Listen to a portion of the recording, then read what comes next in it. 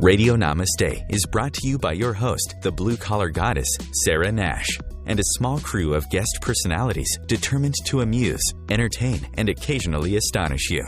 And now, Radio Namaste, a different brand of enlightenment streaming live across this galaxy and probably a few more.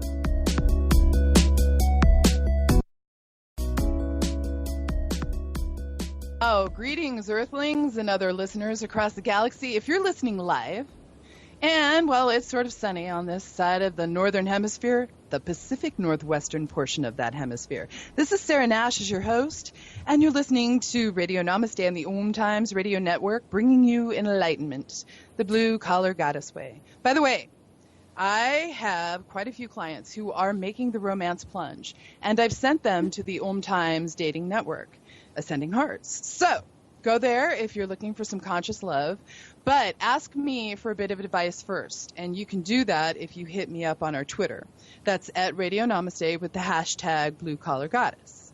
And by the way, if you do that, not only will I respond to you, but you'll get the opportunity to be in the drawing for a free 1-hour Skype session. And our last winner was Alaya, grandmother Alaya from, she's also another OMTimes radio network host. So let's spread this out. Let's not be so nepotistic. I'm going to put all of those love notes in a hat. Zen Master Ted will snag one out, and Motorized Millie will announce the winner at the end of each month when she joins me as my guest host. So hashtag that blue collar goddess to at Radio Namaste and get in the hat for the goods. Those are the good goods. You already know that you don't have to download an app to get live streaming access to this conscious community called OMTimes Radio. If you're listening live, but you're going to want to check out the archives for past shows at the OMTimes Podbean portal or on Namaste, that's with an H.com, in the show archive section. And Zen Master Ted is going to give you a tweet about that in a minute or two, so make sure you star that, make it a favorite for easy access later. Right now, though, I have Todd Heldt on the other line. He's a librarian and a writer who lives in Chicago with his wife and his 2 sons. He studies global warming, and we all know that's not really a real thing, but he's going to tell us why he thinks it is. But in political science and religion and literature and psychology and sociology and like a whole bunch of other ologies. I love this guy. He teaches classes on information literacy and the information landscape of global warming, which we all know is not really a real thing because it's just not. Well, anyways, he's been a friend. He's really been a friend for years. And, well, I found him like eons ago when I read a piece of his poetry. And by the way, this guy writes amazing poetry. He really does. It should be Pulitzer-winning poetry. I don't know. Todd, can you get a Pulitzer for poetry? I've heard. It is rumored to happen. It's not happened to me yet. Not yet. But, you know, we talked about global warming like months and months ago when I first told you that I was, you know, possibly doing a radio show when they asked me at the OMTimes Radio Network to come on board with them. And you said, well, you should talk about global warming. And I put my, you know, Sunny Sparkle, I don't know, what is it called? Hippie long-stocking voice. And I was like, oh my God, global warming, that's not really a thing. That's not a thing. And you were like, yeah, right. But library science and global warming, they're like weird. They don't seem like companions. You teach a class. How did that start? Well, first, thank you very much for having me. It's a pleasure to be here. Well, you're welcome. Thank you for thanking me. Well, okay, so I was at this educational assessment conference in Indianapolis back in 2008 or so, and the keynote speaker was talking about the importance of being authentic in the classroom and teaching about things that you thought were important.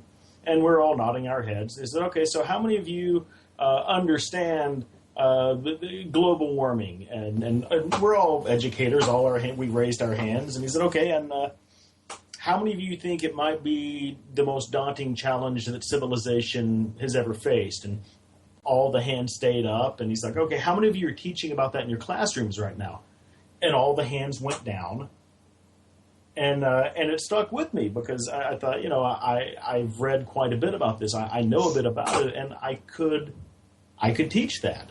And around the same time, in my library, we were talking about how we wanted to have a semester-long class that would teach people all the library stuff, how to find information from different sources, how to evaluate it, how to use it ethically. And plus, I think we were tired of seeing students looking for resources that would back up their opinions. Instead of learning the information first that could then inform their opinions, they wanted to say, well, my opinion is my opinion, and I want to find people who agree with me. Yeah. Well, you can do that on the internet. You can find opinions that will agree with you. You'll find opinions that, it's like if you eat 20 carrots a day, it will cause cancer. If you don't eat 20 carrots a day, you're going to die. So, I mean, there's statistics to pack up the statistics. Man, I better buy some carrots. And so, like, if you're a social scientist, you call that directional reasoning. That's where you look for research that validates you, not that informs you. And so, in a way, global warming is a really interesting case study for information literacy and how people seek out the information that they use to justify their worldviews. And, like, if you search for articles that will tell you that global warming is not happening, surprise, you're going to find articles that tell you that global warming isn't happening. And that makes you feel better about yourself because everyone loves to be right, but it doesn't really help you get closer to understanding the world. And, this is all pretty well documented stuff. The cultural... But aren't there laws, like, against deliberately distorting, like, the truth or the facts or things like that? We'll talk about that later, but go ahead. Yeah, there are kind of. But it's even deeper than that, man. Cultural cognition, shapes individuals' beliefs, like where you come from and who you are. And researchers have noted that it colors people's belief in whether or not there's a consensus among scientists that global warming is happening and what's causing it. And there is an also element other political debates. Exactly, but Bill Nye, the science guy, was on John Oliver tonight. Last week tonight, a few months ago, and they had Bill Nye, the science guy, there, who is a huge proponent for, who I'm talking about, right? Yes. Yes. Okay. Thank you. Finally, he knows. It's like, have you seen The Librarians? No, I don't watch television, Sarah. Okay. But, it was funny because John Oliver had Bill Nye, the science guy, there. And it was funny because Bill Nye often shows up on these television shows and these talk shows, and he seems to have this plethora of scientists around him that are knocking him down. Well, John Oliver decided to get real scientists in his studio, and it was just like, for every scientist out there that's saying, no, global warming is not happening, there's 10 more going, you're insane, of course it is. But we don't get to see that on the media. And that's why I want to go ahead. Tell us some more about your class. Do you get a lot of students? I get a few students. It's not required to graduate. So far, it's just been students who really want to learn how to do this stuff. Okay, there's two things that need to happen for people to graduate from college now. First of all, they need to be in a service industry. If you want to get your master's degree or bachelor's degree, you should be in service industry, some sort of that for 6 months, and you should take a class on global warming. But go ahead. Okay, yeah, so...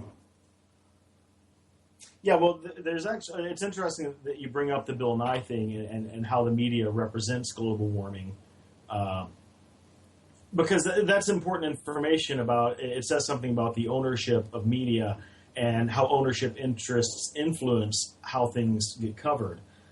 There's actually a really long history of the science of global warming. Back in the mid-1800s, there were scientists who were wondering some important things, like, one, if the sun heats up the Earth, why doesn't the Earth just keep on heating up? And it was theorized that, that heat radiation escaped from the atmosphere and went back radiated off into space. But if that's true, if heat does escape the Earth in the form of heat radiation, then why doesn't it all escape? And why aren't we, just this block of ice in space? Like Mars. Right. And so these discussions were happening in scientific journals for 150, 175 years, until the 1980s, when scientists like James Hansen started pointing their fingers at specific industries. or rather the CO2 byproduct of certain industries. And those industries all had their politicians who would work for their interests. And so it became a bit of a scrum where you'd have a political talk show featuring debates between climate scientists and economists, or climate scientists and politicians. And science doesn't really translate well to that format because, science is hard. Hard science? Well, it's hard to understand in that format without unpacking a whole lot of stuff, and it's hard to persuade people who aren't scientists. But people took sides, which is really weird to me, but not hard to understand because people are born into, or they develop politicized identities, and those become sort of an inseparable brick of who you are. And that means I support this brand of politics, so therefore I believe in this and this and this and support this and this and this, and but not that and that and that. It's it's a heuristic. It's a shortcut for having to think about individual issues. Okay, but here's the bottom line: we're all going to die. Okay, it's it doesn't matter if you're a Republican, a Democrat, a Libertarian, a Tea Party, a cheese eater. Wow, we're an anarcho-syndicalist commune. We are all going to die. So everybody needs to take off their little Republican, Democratic, and Libertarian teabagging hats. They need to sit down and they need to behave. This sounds like it's an American problem. Because it seems to me that the people, because my Zen Master Ted, okay, my moderator is a Danish citizen, they don't have these issues out there. They're like, okay, let's do something to make, to instead of take away from our children's futures, let's try and give them a future that doesn't include, death and starvation and dying in the Sahara. Well, let's hope it doesn't come to that. We're going to talk about that when we come back from our break, though, because okay. I want to know when the science became so political. Let's give that a shot. We'll be right back. Okay.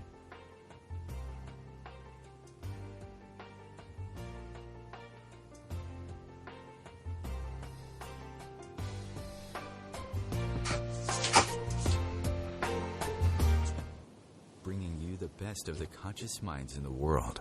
OMTimes Radio, your conscious lifestyle on steroids. Do you have time to read that inspiring book or that blog post you've been meaning to get to? In your busy world, how do you improve yourself and keep your life going? I'm Lisa Kay, and my Between Heaven and Earth radio show can transform your life just by listening. Be uplifted with inspiring topics, positive stories, and ideas that really work. Between Heaven and Earth Radio is conscious living for your soul, every Wednesday at 4 p.m. Eastern Time. Host your show on IOM-FM, the radio network of OMTimes Media, one of the more recognized brand names in the conscious community, and is backed by the extensive marketing reach of OMTimes. Hosting a show on IOM-FM immediately connects you with our extensive dedicated community. As difficult as it is to believe, there are places in Africa where human traffickers sell albino children and their body parts for use in magic rituals. Humanity Healing International is actively working in Uganda to change this paradigm. The Albino Rescue Project finds albino children who are at risk and places them in safe schools and environments where they can learn and grow free from fear. To learn more or to sponsor a child, visit humanityhealing.org. Humanity Healing is where your heart is. Have you bought into the idea that you have to work hard for your money, that business is hard? I will share some dynamic access consciousness tools to get you out of your own way so you can create a business that actually succeeds. Join me, Simone Millisers, on The Joy of Business at 4 p.m. Mondays Eastern. Conscious media for conscious minds. OMTimes.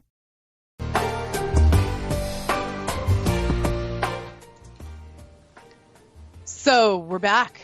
And we were talking about the next question. And the next question essentially is, how did science become so political? Well, like I was saying, when you had scientists actually begin to point at specific industries and say, hey, if we keep building smokestacks, if we keep building cars, if we keep making less fuel-efficient cars, we're going to keep putting CO2 in the atmosphere, and that's going to cause us some problems. And the last thing people who are making a lot of money by creating CO2 want to hear is that that's going to create problems. And so it became pretty politicized in the way we talked about it and the way we dealt with it. It became politicized because of money. Essentially, yes. Okay, it became politicized because of greed and money. Okay, let's go back to the truth then. We're going to die. It doesn't matter how much money you have, sir, and I'm not talking to you, the sir, it's the political sir who's out there. It's like, move the cows off of the feedlots, put them into grasslands. The farmers need to start, cooperating with each other. And tell me if I'm right, because, this is what I read on the internet. Oh, my God. So please, I want to go back to what your class teaches and what they put it out there, or what accurate information is being put out there. But essentially, it's like, we're all going to die. I can't put that out there enough. It's like, why are you being so flippin' greedy? Why are you... My grandchildren are you know what's going to be here in 100 years? Sand. Well, maybe not. We're not exactly sure how bad it could be. It could be the low end estimate is roughly 2 degrees, which would be bad. The high end estimate is around 11 degrees, which would be otherworldly. And deserts and unstable climate and weather patterns and the ocean being a vast dead wasteland that's too acidic for anything to live in. So that could be that could be bad. We don't know which it's going to be. But because of the uncertainty, I feel like we should act sooner rather than later. Well, without a doubt, because we can see what sorts of things are undeniably true. What sorts of things are undeniably true that we can point at and say, this is because of global warming? Okay, so there are a few things we know. Okay, here's what we know. Or what we're really sure of. Scientists know with a very high degree of confidence, very great certainty, that human-induced global warming influences physical and biological systems throughout the world. Okay, that means, the oceans, the animals, us, trees, plants, everything. We know beyond a shadow of a doubt that sea levels are rising. We know that glaciers and permafrost are shrinking. We know that methane is escaping from tundra that was frozen. We know that oceans are becoming more acidic. And we know that the ranges of plants and animals and where they live is shifting, is shifting toward the poles. But how can we actually say, Todd, how can we actually say that this is a result of global warming and not something that Gaia always does? Mother Nature is just doing this thing. The Earth is going to do what she's going to do, and she's going to protect us. We can measure how much solar energy is hitting the Earth each year, and we can compare it to changes in the surface and atmospheric temperatures. In short, the two don't match up. The stuff at the top, where energy is coming into the atmosphere, sort of averages out over time. But temperature down below, within our atmosphere, keeps rising. So we also know that the CO2 released by burning certain fossil fuels has a very distinct chemical signature, like a fingerprint, and the additional heat radiation in our atmosphere bears that same signature.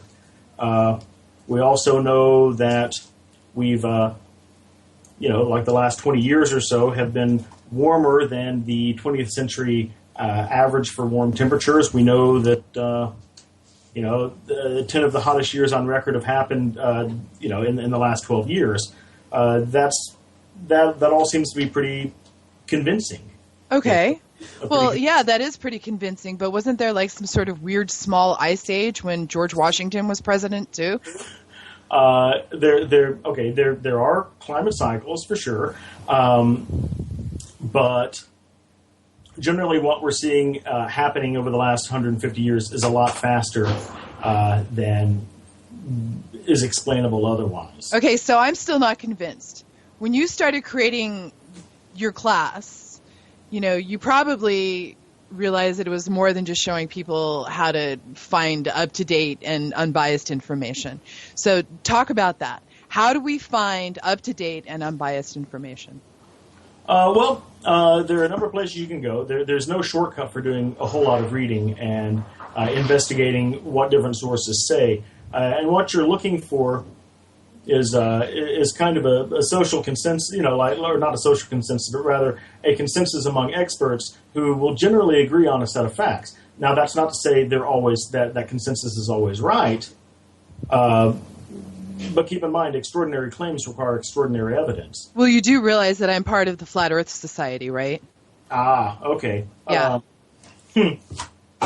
Like one of the things that global warming deniers will do is bring up something that's kind of long been settled science and say, but what about Milankovitch cycles? Game over, global warming scientists.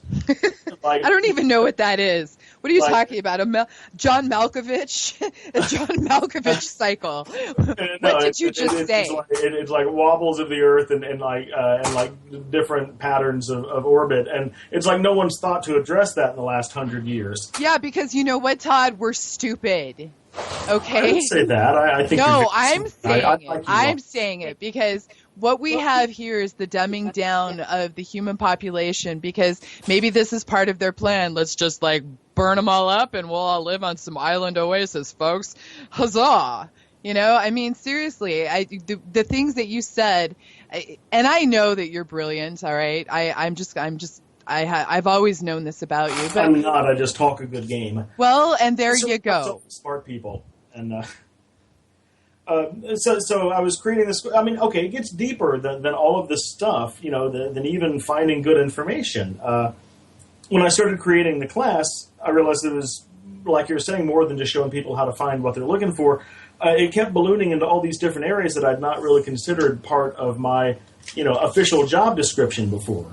Stuff like science and historia, like the scientific method and historiography and sociology and political science and psychology and even a bit of evolutionary biology. It got really trippy really fast in trying to understand why people are resistant to using the best information available. Because you can give people the right information, but there's no guarantee that they're going to receive it or understand it or even use it correctly. So I wanted to design a class that tackled all of those issues. And the first thing you need to talk about is epistemology, okay? Like how we know what we know. And if we're justified in believing the things we believe about the world. So whenever someone says to me, I don't believe in global warming, I say, me neither. I like that. It's like when I press the up button on the elevator to take me up. I don't have to believe it's going to take me up because I understand how it works. It's an epistemological problem that people don't understand the difference between information and facts and knowledge and beliefs and faith. They're all kind of wrapped up together, but they're different. Like information doesn't have to be true. It doesn't even have to make sense. Like static on the radio is information. The information is there's not a station here, or your radio's broken. Or if I go, that's information. You should do that. Make a weird mix. See, and it's also about how supposed figures can make. You told me to do that. So you said do that. Now do that same. Use that same kind of magic. These are not the droids you're looking for. Use that same kind of power to the people who are being so greedy. And then there's like a fact, and that's something that happened. It's indisputable, or it's not seriously disputable. Like I stubbed my toe this morning, and you could argue that didn't really happen. Yeah, I was just going to say that didn't really happen. That's not a thing. Well, no, you could say that everything is happening in some sort of solipsistic dream state of the multiverse in your own head, and I would punch you. If a bear claps his hands in the woods, does anybody hear it? But I think as long as we accept that the universe is real as a sort of philosophical brute fact, then we have to concede that things happen. Like, okay, CO2 traps heat radiation. I stubbed my toe. This morning, my youngest son woke me up by dumping a bottle of kefir on me. You needed a yogurt bath. I needed a yogurt bath. That's very organic. That's very good for you. Well done. No, I mean, I felt good because I own stock in the company. So was it in a plastic bottle, and was it recyclable? It is a recyclable plastic bottle. Excellent. So then you move on to belief, all right? And that's like trust that something is real or that it exists. And even though there might not be evidence or a real clear reason why, like, I believe in the flying spaghetti monster. Which I am a minister of the church of, by the way. Really? Yes. Why does that surprise me? It's because I think it would be neat to be touched by his noodly appendage. Like, I am a pastafarian. I don't really have justification for thinking that's going to happen. But it'd be neat if it did, so I believe in it. And so... and that, folks, right there is the basis of all religion. Huzzah! Boom! So the classical definition of knowledge is that it's a justified true belief. All right? It's something that you believe that you're justified in believing. And more than that, it's the way that society assembles facts and makes a sort of agreed-upon landscape.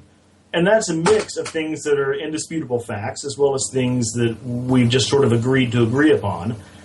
And there's a whole bunch of cultural and religious stuff that gets added to that to create this whole tableau of what we think and what we feel and what we believe and know. Yeah, but we're all going to die. And we're going to die these horrific, horrible deaths if we don't start behaving. And by behaving, I think that there are some very simple and logical, reasonable ways to obtain some sense of longevity for our children. Again, I'm going to go back to the cows and the methane, and because the one article that I did read, and I am an idiot because I didn't write it down. Zen Master Ted, you know the article that I'm thinking of, and the person that I'm talking about, where he said it's the principle of Occam's razor. The simplest answer is usually the most correct. Move the cows off of the feedlots, put them back in fields. Yeah. All right, we're going to talk about that when we get back. Hang in there, Todd. Don't go anywhere. Oh, well. I was planning. No. Stay. No, you can't. Yes. Here. Stay. The future of Internet radio is here. OMTimes Radio. IOM FM.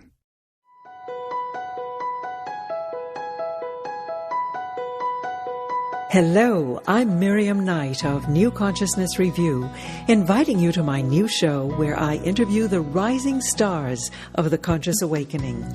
We'll explore the many faces of consciousness in action and intriguing perspectives on life, the universe, and everything in between. Join us each Wednesday at 2 p.m. Eastern on the Rising Stars Show. Being a radio host on IOM FM allows you to build your show on a rich platform with the power of the Internet to fulfill your outreach goals and connect with a very specialized and global online audience, unlimited by time and distance. OMTimes Radio will provide you with web relevance, a recognizable conscious brand, and with the standard of excellence that has accompanied every single OMTimes endeavor. Host your show with OMTimes Radio Network. What if business could be fun? What if business is the adventure of living? What are you choosing? Where do you do business that makes it easier, more fun, or more joyful for you? We'd love to see where you do business. Connect with us on Instagram at Joy of Business or Twitter at Joy of Business, and share your pictures with hashtags BusinessDoneWhere and Joy of Business. Let's change the world with business.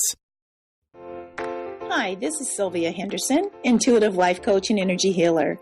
Are you ready to elevate and rise way above your normal? Be sure to listen to my show, Intuitive Transformations, on OMTimes Radio, Sunday evenings at 9 p.m. Eastern. Get the inspiration you need to transform your life. Free your mind. Expand your soul. OMTimes Radio. IOM FM.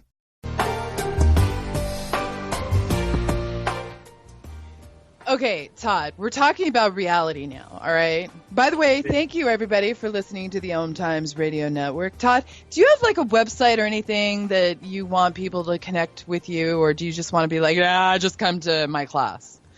Because I know you're a published author. And you can read some of my lecture notes but it's not a website. It's a blog that I teach class through. So if you go to WordPress, it's Unofficial Fact Checker, all as one word.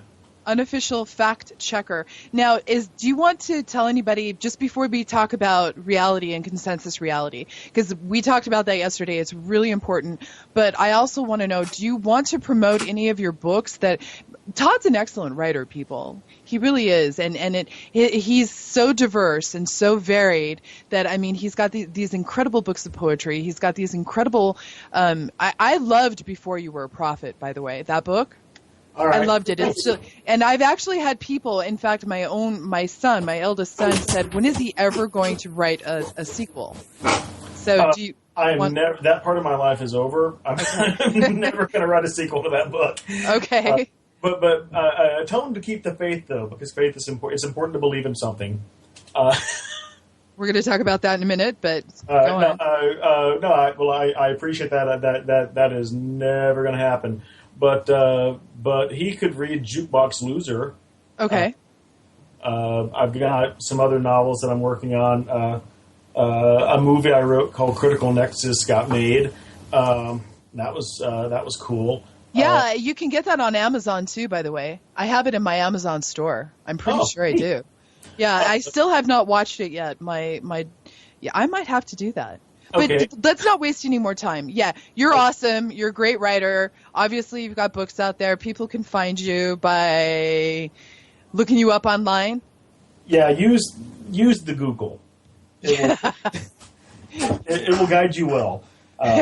Okay, so let's talk about Google. Let's talk about Wikipedia. So this class sort of balloons into other areas of investigation, like the difference between social consensus and scientific consensus, or between reality and consensus reality. And like right now on Wikipedia, which traffics in consensus reality, there's a really fascinating thing happening about the Haymarket riot.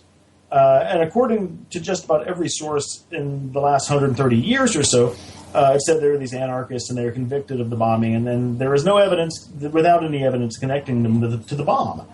And so there's a professor in that field, a guy named Timothy Messer-Cruz, who's researched it and written books and articles, and he's an expert in it. And then he actually read the trial transcripts, and there was a bunch of evidence, like 6 weeks of it, in fact. But if you try to edit the Wikipedia page to say that, as he has, it'll get changed back, because the vast majority of the sources say the same wrong thing, that there was no evidence. So you have an example of a society constructing knowledge or agreeing to agree upon something that's wrong. So then we should always opt for reasonable and reliable sources over the scourge of Wikipedia. Well, okay. Maybe. Okay, let me clarify that. I think the distinction you're making is between primary and secondary sources. Like a primary source is something of the era under study, like the trial transcript. And then a secondary source is anything written after the fact, like about the primary sources. So let's say a newspaper article or an encyclopedia entry about the trial. And there are good reasons to use both. Like Wikipedia gets a bad rap, but on any given day, it's as accurate as any other encyclopedia. It's just it can be woefully wrong minute to minute. Well, my daughter wasn't allowed to. She was doing a research paper in high school, and one of her, I think it was my daughter, it was either my son or my daughter, they weren't allowed to use it, right? Right, yeah. Yeah, well, there are good reasons for that. One is because it can be woefully wrong minute to minute. People will just change it for fun, and if you get it before it gets changed back, that's a problem. Another reason is it's a dynamic web page. It's open to being changed, and if you take But you just got through saying that if you try to change it, you can't. Right, it'll get changed back, but if everyone agrees, if you can cite a source that says yes, it's this, and everyone agrees, then that's what it's changed to. But if you take an exact quote from Wikipedia and then put it in your paper, and then someone comes along and changes the language, and everyone thinks it's great, and your professor goes and looks on that page and doesn't find your quote, he's going to think you just made it up. So it's basically a good place to start your research, right? But not a good place to finish it. Okay.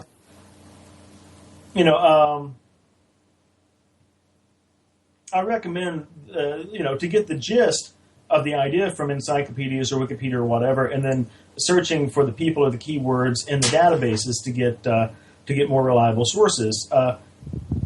And what databases? So, but it's kind of a double-edged sword. See, secondary sources usually reflect consensus reality, and the assumption by a lot of people is that primary sources reflect actual reality. But that isn't necessarily the case. Like the whole. Well, no, because my Bible is actually a better Bible than your Bible, and my Bible was written. I don't doubt that at all. I think your Bible is magic. I have a magical Bible. No, but okay. So again, here we go. Let's just bring it back.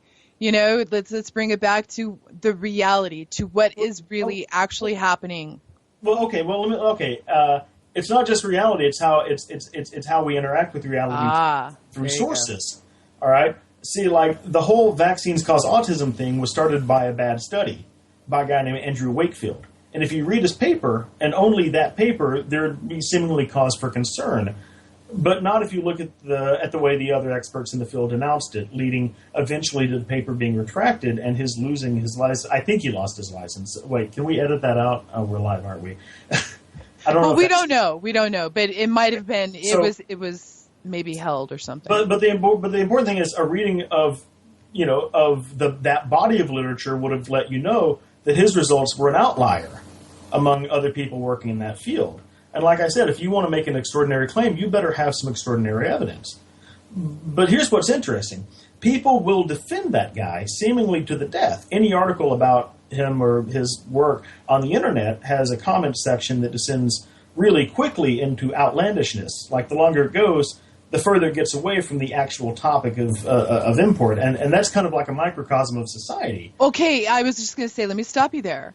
Because this is a perfect example of not blame, okay? Blame, right? Let's this is why I guess your class has to go with psychotherapy, because we all want, I have friends with children with autism, serious autism, and they're baffled. These were people who were healthy, and they are intelligent, well-bred, educated people who ate well, who did everything right, didn't smoke, didn't drink, didn't do anything while they were pregnant. And so suddenly what is happening is that they have this child. Yeah, and I get that, and my heart goes out to that. And fundamentally all parents want to be good parents, and they want to make the best decisions for their kids. Okay, but see here, stop right there. Fundamentally, all parents want to be good parents and make good decisions for their children. So why can't we do the same thing for the earth? Because what we are looking for is something to blame. It was interesting. This is why we defend. This is why the religions will defend. The Muslims will defend their religion. The Christians will defend their religions. But the religion should be our earth. It's great that you want to believe in Muhammad. It's great that you want to believe in Jesus. It's great that you want to believe. Let's believe in breathing. You don't have to believe in breathing because you've got an epistemological problem, Sarah.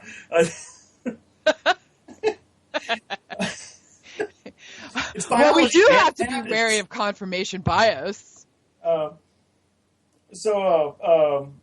We like blaming people, and we like being right. We like the feeling of being right. We like poking fun of things, and so you start talking about CO2, and pretty sure CO2 and how it blocks heat radiation, and pretty soon Ann Coulter is calling Al Gore chubby, and there's like a worldwide secret cabal of scientists who are planning to take over the world because liberals or whatever. No, they have a flake. They have a secret pact to fake global warming so that they can get grant money. Right, exactly.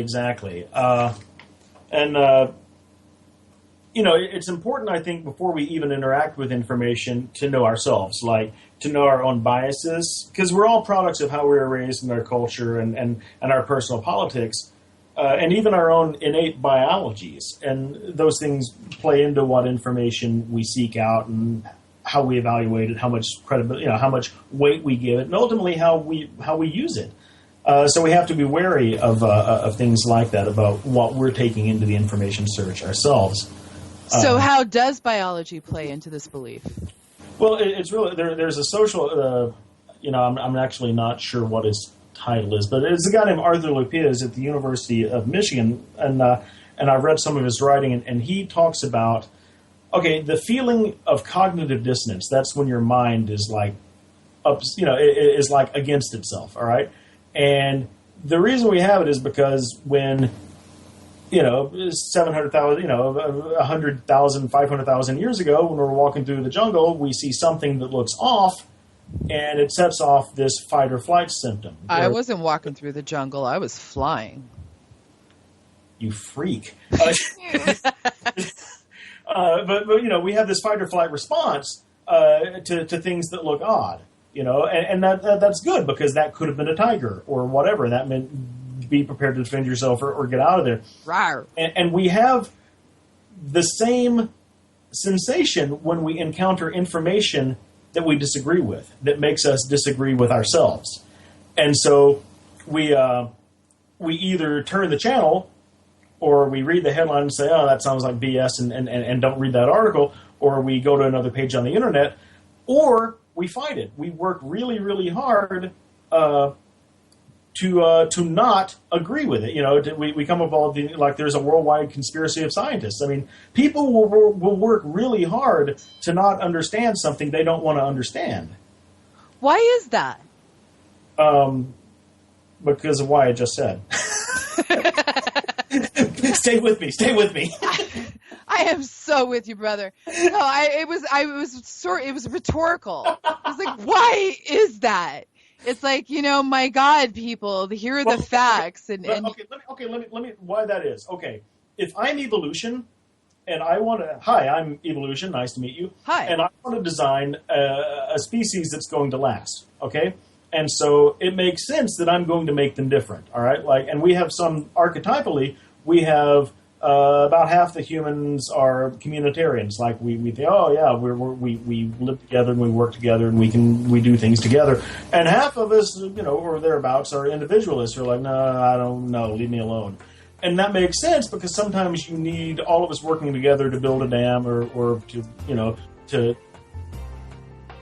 Yeah. Yeah. Yeah. So we'll talk more about that when the music and people quit talking. Ah. I completely forgot. Wow. Time. The cutting edge of conscious radio. OMTimes Radio. IOM-FM. Hi, this is Angela Levesque, host of Entanglement Radio. Join me Wednesdays at 12 p.m. Eastern for inspiring conversations with visionaries in spiritual science and conscious healing. Entanglement Radio, Wednesdays at 12 p.m. Eastern. Transcendent talk for the conscious mind. Host your show on IOM-FM, the radio network of OMTimes Media, one of the more recognized brand names in the conscious community, and is backed by the extensive marketing reach of OMTimes. Hosting a show on IOM-FM immediately connects you with our extensive dedicated community. As difficult as it is to believe, there are places in Africa where human traffickers sell albino children and their body parts for use in magic rituals. Humanity Healing International is actively working in Uganda to change this paradigm. The Albino Rescue Project finds albino children who are at risk and places them in safe schools and environments where they can learn and grow free from fear. To learn more or to sponsor a child, visit humanityhealing.org. Humanity Healing is where your heart is. Circle of Hearts Radio is a sanctuary on the airwaves.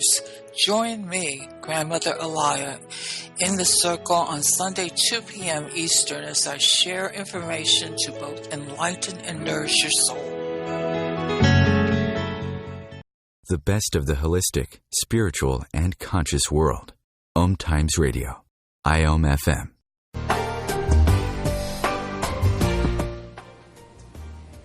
Okay, Todd, we're heading into the great final stretch. I want to know how people can become informed and make good decisions.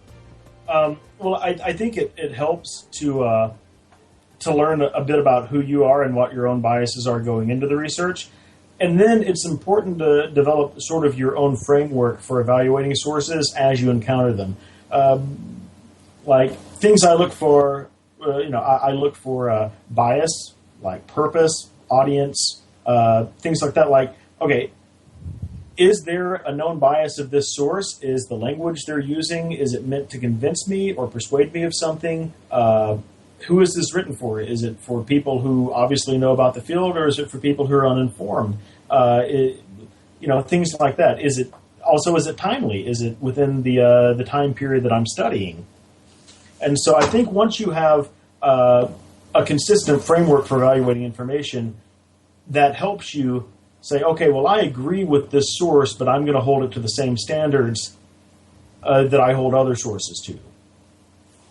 Well, earlier we talked about laws that were, there are laws against deliberately distorting the news. But go talk about that for just a second, because I'm actually going to, I'm going to find some exact language for you because I thought this might come up. And let me flip through my notes here. And so the FCC doesn't really, there's not really a law. They have guidelines. They have guidelines. And I'm going to find that in just a second. So I'm going to give you exact. No, I want to be exact. That's cool. They'll investigate if there's like a clear documented evidence of deliberate bias. Here we go. Yeah, they'll investigate if there's clear documented evidence of deliberate bias. Right? Yeah. But that's a hard legal standard to meet. And they'll jump all over obscenity or accidental nudity, like Janet Jackson at the Super Bowl or whatever. But they take a much less strict approach about news distortion. So their website actually says, so I found it, the FCC may issue penalties for knowingly broadcasting false information, end quote. So definitely sanctions for the errant boob, but maybe penalties for distorting the truth. Now, there's some language in their charter about how heinous it is to distort the news, but without clear documented evidence, they won't intervene. They won't fight about it in court. They'll go if it's already a slam dunk case, but they're not going to work to prove it. All right, so the news stations, news owners have a lot of leeway in what they cover, what they cover, what they don't cover, and the frame that they present it within.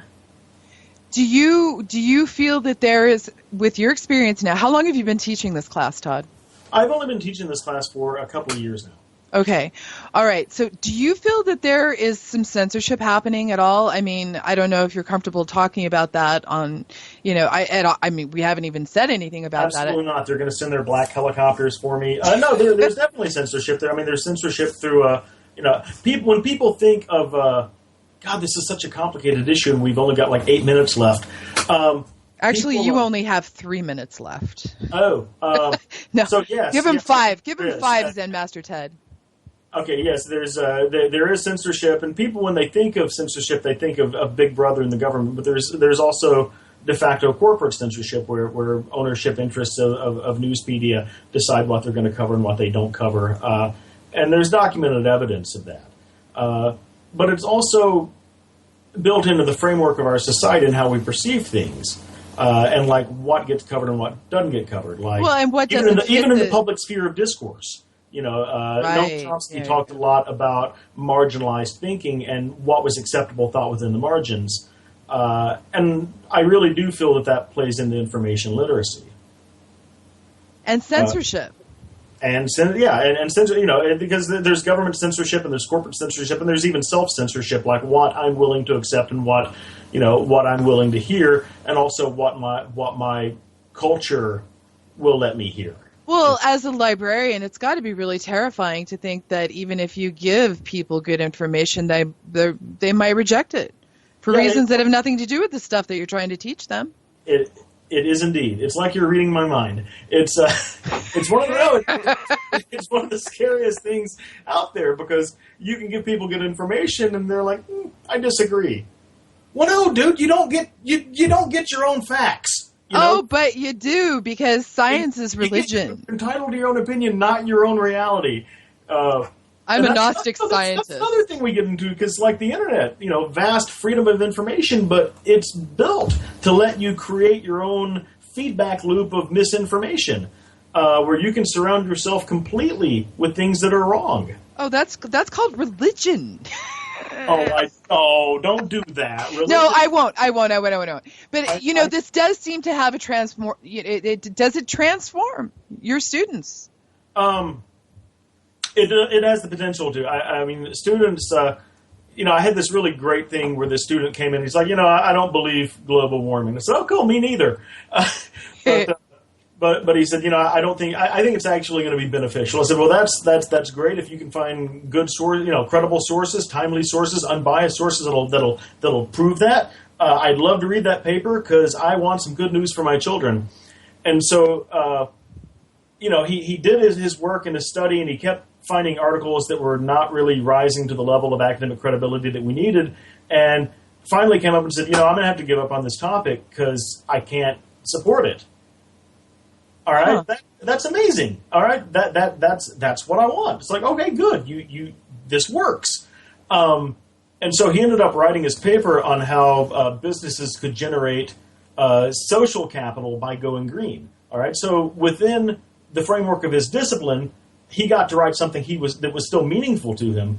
But and not only that, I think it's very meaningful to a lot of people, because if we can turn this around for these greedy bastards to make money, because they're like, we can't change anything because we're going to lose money. Well, if we could show them how to make money by going green.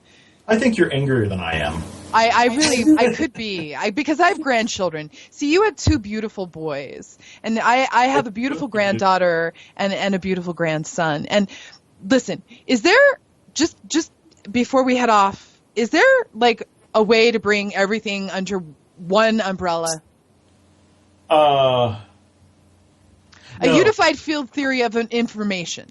A way to bring everything under one umbrella. I mean, you just have, okay, if any subject that you look at is going to have like a landscape of information, you've got people who are telling the truth and people who are not. You've got, but the important thing to focus on is like the ownership of information, like who owns it, because whoever owns it is gets to say how it's released, how it's created, what they focus on, and then how is it disseminated, and then you've got to also understand your own self and how your own issues and how you interpret it.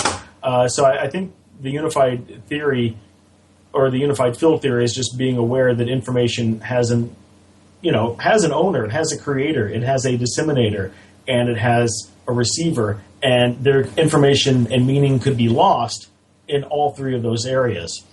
So I think it's important to take kind of a holistic or global view of that. I never thought I'd say this before, but I would actually take your class. Why did you think you would say that before? Well, this is awesome. Because, okay. I had a student who was like, I learned more about how the world works in this class than any class I've ever taken before.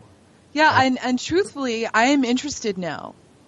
And see, this is my testimony, because you know me, you know what I'm interested in, and it's like, it's none of my business what the scientists are doing. Somebody will figure it out, okay? Right. I have now decided that this is part of my problem too. And I think my job is done. There you go. And I think that you should continue doing this, because I'm not just pandering to your ego. I truly mean it. All right? I truly mean it. Like, I am now interested in what I can do on a daily basis, because I recycle and I pat myself on the back and I do this and I drive a little VW Volkswagen Bug, and when I'm not driving my Chevy Silverado. But product placement. Anyways, so you want to know if there's like a good list of things you can do? Yeah, real quickly. Okay, so David Suzuki, the environmental activist, says, gives some good suggestions. Green your commute. Take a bike, take a train. Get an energy efficient car. Turn your lights off when you're, all the simple stuff. Turn your lights off when you're not using. Turn your computer off at night a lot of people leave their computer on all night, but that generates a lot of CO2. Yeah, really. Turn your computers off. Wash your clothes in cold water. You can actually, many power companies now, you can actually contact them and ask them, is my electricity, is that coming from a renewable source? And sometimes they have options, and you can say, hook me up with renewable power. You know what? What? You're going to write all this stuff down. I'm going to put it on my website so people can pull it up in a PDF, because I've got to give a shout out to our sponsor, Alchemy Stones. So thank you so much for having me. I am delighted. We got to get you back. I say this to everybody, but we've got to get you back because I think we're going to get a lot of feedback from this. But Todd, I'm really grateful to you for, you know what? I'm a new believer. I didn't think I would be. I came into this pretty skeptically, but I'm so a new you actually believer. did not think that global warming was happening? Or No, I knew that it was, but I wasn't interested in it in a way that made it responsible for me. Like, I didn't think there was that made you anything responsible for it. Okay. Yeah. I gotcha. Like, I'm a little bit more willing to listen to what the scientists are talking about now instead of like, oh my God, this is so over my head. I can't do anything about it. And Gaia's going to take care of us. Yeah, So, Gaia doesn't care about us, Sarah. I'm sorry. When she gets all the plastic she needs, she's going to shake us off. The Earth will be fine. Okay, you got to be quiet. Civilization is messed up. Shush. Right, goodbye. You got to go. Bye. Get out of here. All right, go save the planet. I'm hanging up. I'm serious. I'm going to do it. Go save the planet, because I got to talk about alchemy stones, and Father's Day is coming up. People need to give alchemy. They need to go out and buy one. Is that Master Ted? Yeah, you get your beloved a rock. Next week we're gonna be talking to Motorized Millie. She's gonna come on and she's gonna give out the Namaste Award. And I'm gonna be on Entanglement Radio on Wednesday. Listen to me with Angela Levesque. Entanglement Radio next Wednesday. All right, I'm out of here. I'm gonna go save the world too.